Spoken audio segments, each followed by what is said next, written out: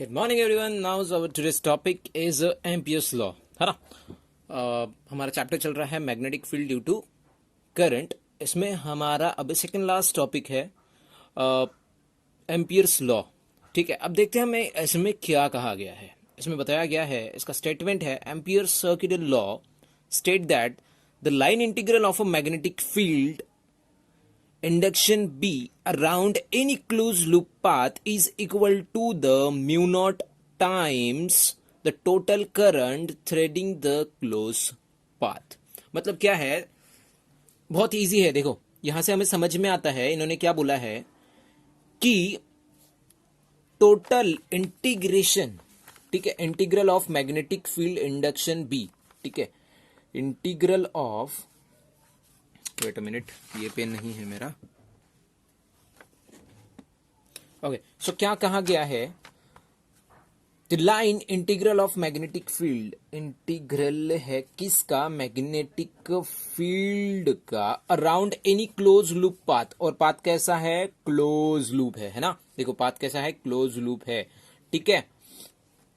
और पाथ है मतलब कुछ ना कुछ डिस्टेंस होगा, करेक्ट, कुछ ना कुछ लेंथ होगी उसकी। D of L is equal to, अब क्या है, इज इक्वल टू किसके साथ, is equal to the mu naught, है ना, किसके साथ, mu naught times the total current threading the close loop with इसका करंट, टोटल करंट इसमें से कितना फ्लो हो रहा है। अब ये तो पता ही हमें सर बी की वैल्यू क्या है, ठीक है। इसको मैं सभी वैल्यूज आपको बता देता हूं। वेयर जो हमारा बी है ये क्या है, magnetic induction,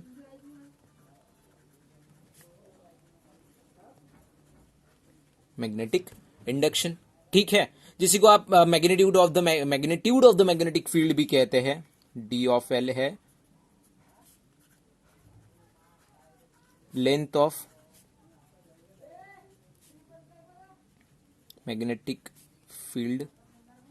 sir length of magnetic field कैसे, हम तो लेंथ ऑफ द वायर लेते थे ना। नहीं देखो इसमें कैसे है, इसका डायग्राम कुछ इस तरीके से है। देखो एक वायर है जिसमें से कुछ आई करंट क्या हो रहा है, फ्लो हो रहा है, जिसके आजू बाजू क्या बनेगी, सर यहाँ पे एक मैग्नेटिक फील्ड बनेगी, सर्कुलर मैग्नेटिक फील्ड, एग्जैक्टली, ठीक है, जिसका अभी ये सर्कुलर है तो कुछ ना कुछ रेडियस भी होगा जिसको हम आर कंसिडर कर लेते हैं, ठीक है। और डी ऑफ एल क्या है, कुछ लेंथ, वायर की थोड़ी सी लेंथ लेते हैं हम ये, ठीक है, ये जो लेंथ है ना ये डी ऑफ एल है, मैग्नेटिक ये मैग्नेटिक फील्ड का सम पार्ट, कुछ पार्ट ले रहे हैं। ऐसे तो बहुत सारे पार्ट्स, इन्फिनिटी पार्ट्स हम यहाँ पे निकाल सकते हैं, ठीक है। तो ये है छोटा सा एक डी ऑफ एल, ठीक है। हाँ, सो इसके बाद क्या है, equal to mu naught. Mu naught को क्या कहा जाता है ना, म्यू नॉट को हम क्या कहते हैं, एब्सोल्यूट परमेबिलिटी, है ना, एब्सोल्यूट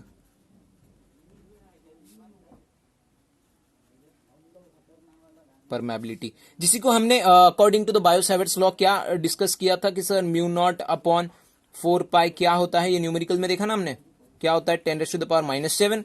सो म्यू नॉट की वैल्यू में क्या लिख सकता हूं, 4 पाई इंटू 10⁻⁻⁷, है ना, मल्टीप्लाई में चला जाएगा ना, 4 पाई इंटू 10⁻⁷, इधर मल्टीप्लाई, इधर डिवाइड, इधर जाके मल्टीप्लाई में कन्वर्ट हो जाएगा, ठीक है। ओके, अब इसके बाद बचा आई। आई क्या है, total current are flowing from this wire, है ना। सो ये हो जाएगा मेरा टोटल करंट, ये हो जाता है मेरा टोटल करंट। तो इस तरीके से हमारा यहां पे बनता है इसका फॉर्मूला, ठीक है। ये है इसका एक्सप्रेशन, फॉर्मूला बोल लो, इसका एक्सप्रेशन बोल लो, किसका, तो एम्पियर्स लॉ का। ये कहा जाता है एम्पियर्स लॉ में, यहां पे बनता है फॉर्मूला। अब ये कैसे, फॉर्मूला कैसे आया है, हम ये अभी यहां पे डिस्कस करेंगे, ठीक है। तो हमें इन्होंने क्या दिया है, एक करंट वायर दिया है जिसके आसपास एक मैग्नेटिक फील्ड क्रिएट हो रही है, और ये कैसी है, तो एक क्लोज लूप में है, ठीक है। मतलब ये कैसा है, ऐसा क्लोज लूप में इंटीग्रेशन ऑफ क्या है, मैग्नेटिक ट्यूड ऑफ द मैग्नेटिक फील्ड, जिसी को आप मैग्नेटिक इंडक्शन कहते हैं, इनटू डॉट प्रोडक्ट किसका है, डी ऑफ एल का, डॉट प्रोडक्ट किसका है, डी ऑफ एल का, करेक्ट। देखो डी ऑफ एल का डॉट प्रोडक्ट है, जिसी को क्या लिखा जाता है सर, इसको लिखा जाता है इंटीग्रेशन ऑफ बी।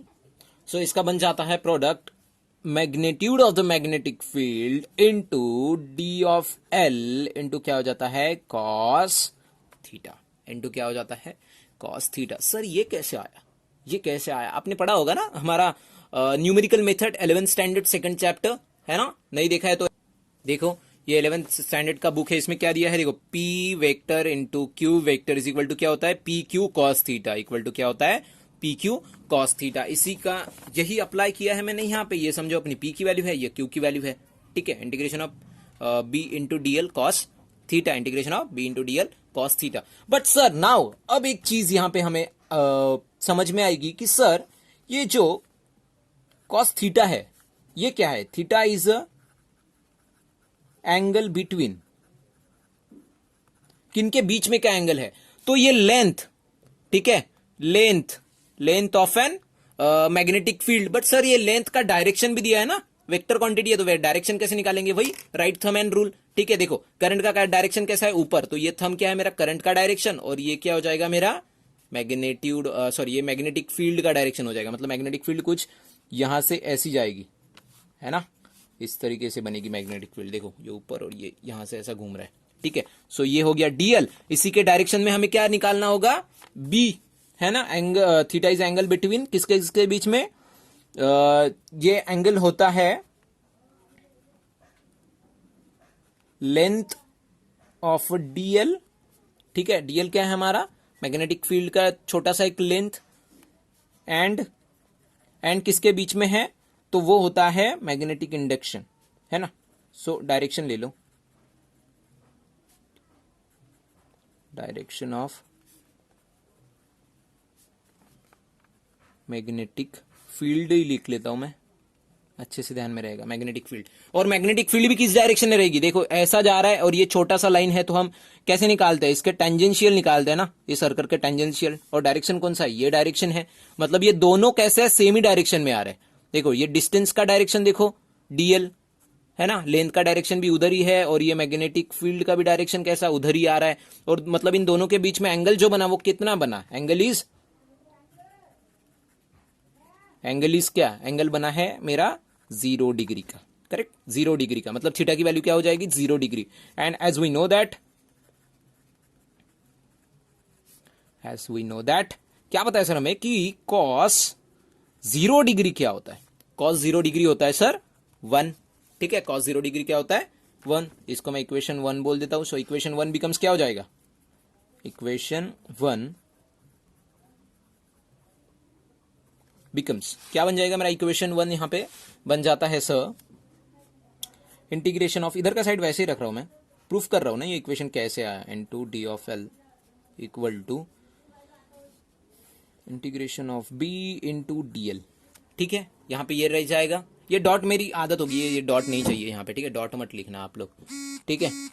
तो ये यहां तक समझ गया, बी इंटू डीएल हो जाता है यहां पे, ठीक है। अब सर एक चीज हमें यहां पे पता चलेगी कि ये पूरा ये जो लाइन बनी है यहां पे, जो भी मैग्नेटिक फील्ड बनेगा, ये जो भी बी की वैल्यू बनेगी मैग्नेटिक फील्ड, ये कैसी है? सेम ही है, कांस्टेंट ही रहेगी, है ना, चेंज नहीं होगी। आप ये पॉइंट पे चला जाओ, आप ये पॉइंट पे चले जाओ, आप ये पॉइंट पे चले जाओ, ये चले जाओ, ये चले जाओ, ये चले जाओ, कहीं पे भी जाओ, ये आर डिस्टेंस पे कहीं पे भी जाओ, आपको मैग्नेटिक फील्ड कैसी? सेम ही मिलेगी। हाँ, अगर कम कब मिलेगी? अगर ये डिस्टेंस यहां से समझो यहां तक का ही है, अगर ये छोटा सा ही डिस्टेंस होता है तो मैग्नेटिक फील्ड चेंज हो सकती है। बट अभी हमें क्या लेना है? ये आर डिस्टेंस पे ही लेना है, तो मैग्नेटिक फील्ड कैसी? कांस्टेंट ही रहेगी, है ना। तो मैं एक्सप्रेशन को ऐसा लिख सकता हूं, जो बी की वैल्यू है ये बाहर लिख लेता हूं ना मैं इंटीग्रेशन के, क्योंकि वो कांस्टेंट ही है। इंटीग्रेशन ऑफ डीएल, ये एल है, ठीक है, ई जैसा दिखता है थोड़ा, ठीक है। Integration of DL. अब सर इंटीग्रेशन ऑफ डीएल हम क्या करेंगे? इंटीग्रेशन ऑफ डीएल क्या करेंगे? तो डीएल क्या है? DL is length of magnetic field and this magnetic field is a circular in shape, correct. लिख के बताता हूं मैं, इधर लिखता हूं, ठीक है। डीएल क्या है मेरा? DL is a small length of magnetic field, है ना, एक छोटी सी लेंथ है मैग्नेटिक फील्ड की। And as we know that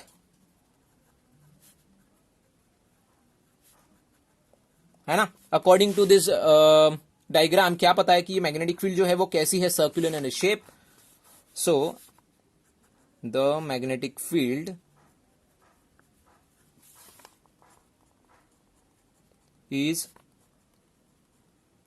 circular in shape, circular shape में है। ठीक है, सो इसी के साथ हमें क्या पता चलता है सर कि ये इंटीग्रेशन ऑफ डीएल जो है ना, ये जो डीएल है ना, ये छोटी सी लेंथ है ना, ये डीएल क्या है, एक छोटी सी लेंथ है। अगर ये पूरा हम ले तो इस डीएल का क्या रहेगा, इंटीग्रेशन रहेगा ना। सो इंटीग्रेशन ऑफ डीएल क्या बन जाता है मेरा, इंटीग्रेशन ऑफ डीएल क्या बन जाता है, पूरा सर्कमफरेंस ऑफ द सर्कल है ना, सर्कमफरेंस ऑफ द सर्कल। और सर्कमफरेंस ऑफ द सर्कल क्या होता है, 2πr, करेक्ट, 2πr। सो मैं इंटीग्रेशन ऑफ डीएल की जगह पे 2πr लिख सकता हूं। सो ये इक्वेशन नंबर मैं 2 दे देता हूं यहां पे। ठीक है, ये इक्वेशन नंबर 2 दिया जो हमने पहले निकाला था। सो इक्वेशन 2 बिकम्स क्या हो जाएगा, इक्वेशन 2 बिकम्स, इक्वेशन 2 बिकम्स, अब इक्वेशन क्या बन जाएगा, वही integration of B DL equal to, यहाँ पे बी हमने बाहर निकाला था, और ये जो है integration of DL in close loop, तो हमारा जो बन गया है 2πr। ठीक है, यहां तक आ गए हैं 2πr। ठीक है, यहां तक आ गए हैं। अब एक चीज हमने सीखी थी बहुत पहले, आपको याद होगी, क्या बोलते, current passing through the straight long wire, है ना, वो वाला कंसेप्ट सीखा था। आपको याद नहीं होगा तो मैं आपको दिखा देता हूं एक बार। हमने कंसेप्ट सीखा था, हाँ ये वाला, current in a straight long wire. इसमें से जब करंट फ्लो होता है तो हमने उसका फॉर्मूला निकाला था ना, क्या है, B is equal to mu naught I upon 2πr। मतलब बी की वैल्यू हमें यहां पे मिल जाती ना, mu naught I upon 2πr। अब ये देखो यहाँ पे कैपिटल आर है, इसलिए ताकि मैंने ये यहाँ पे जब रेडियस लिया था ये भी कैपिटल था। ठीक है, अब हमने यहाँ पे कैसा लिया है, हमारी इसमें स्मॉल आर लिया है, तो मैं स्मॉल आर लिखूंगा। ठीक है, कुछ फर्क नहीं पड़ेगा। ठीक है, आई होप आपको यहां तक तो समझ में आया होगा। सो अकॉर्डिंग टू द, एक मिनट जरा गड़बड़ हो गया, हाँ, सो अकॉर्डिंग टू द, किसके according, according to the rule of, कौन सा रूल, तो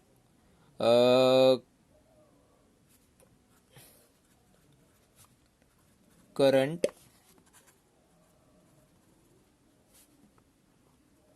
flowing from straight long wire, यहां से हमें मिला था current flowing from the straight long wire. यहां से हमें क्या मिला था कि सर जो बी होता है, total magnitude of the magnetic field at this particular point, क्या पर्टिकुलर पूरा इसमें तो सेम ही रहेगा ना, कांस्टेंट ही है, तो क्या होता है, म्यू नॉट इंटू आई अपॉन 2π क्या मिला था, शायद हमें आर मिला था, है ना, 2π नहीं था, 4πr था, करेक्ट।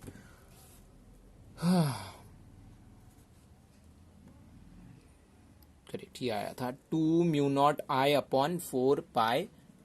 ठीक है, शायद वहां पे ऐसा भी हो सकता है, आप इसको ऐसा भी लिख सकते हो, 2 and 4 get cancel, so mu naught I upon, ऐसा भी लिख सकते हैं हम, 2πr, ये भी बनता है। ठीक है, अब बुक में कुछ ऐसा दिया होगा, मैंने ऐसा लिखा है, but both are the same thing, आपको पता ही है, 2 इस 4 के साथ कैंसिल होता है तो यहाँ पे भी 2 आ जाता है। ठीक है, सो ये मेरा इक्वेशन नंबर है 3। सो इक्वेशन 3 बिकम्स क्या बन जाएगा,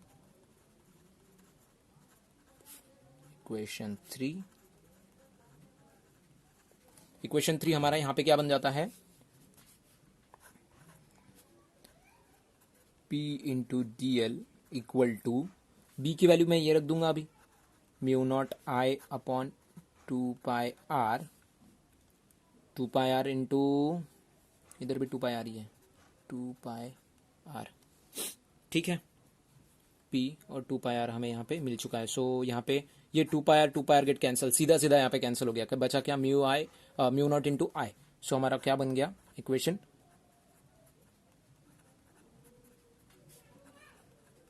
इंटू आई, ये मिल गया हमें इक्वेशन यहाँ पे किसका, ये इक्वेशन है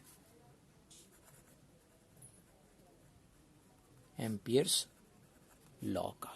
ठीक है, देखो यही इक्वेशन है ना जो हमने पहले निकाला, बस मैंने इसको प्रूफ किया कि ये आया कैसे एक्चुअली। ठीक है, ये पूरा इक्वेशन कैसे आया है मैंने यहाँ पे ये प्रूफ किया, कुछ नया चीज नहीं है। ठीक है, आई होप आपको अभी समझ में आ गया होगा इसको कैसे सॉल्व करते हैं। मिलते हैं अगले लेक्चर में, तब तक के लिए आप इसकी प्रैक्टिस कीजिए, और कुछ नहीं आया तो हमारे फिजिक्स के ग्रुप पे आप मुझे पूछ सकते हैं कि सर ये पार्ट इसमें का नहीं समझा, तो मैं आपको वो क्लियर करवा दूंगा। Okay, thank you for watching.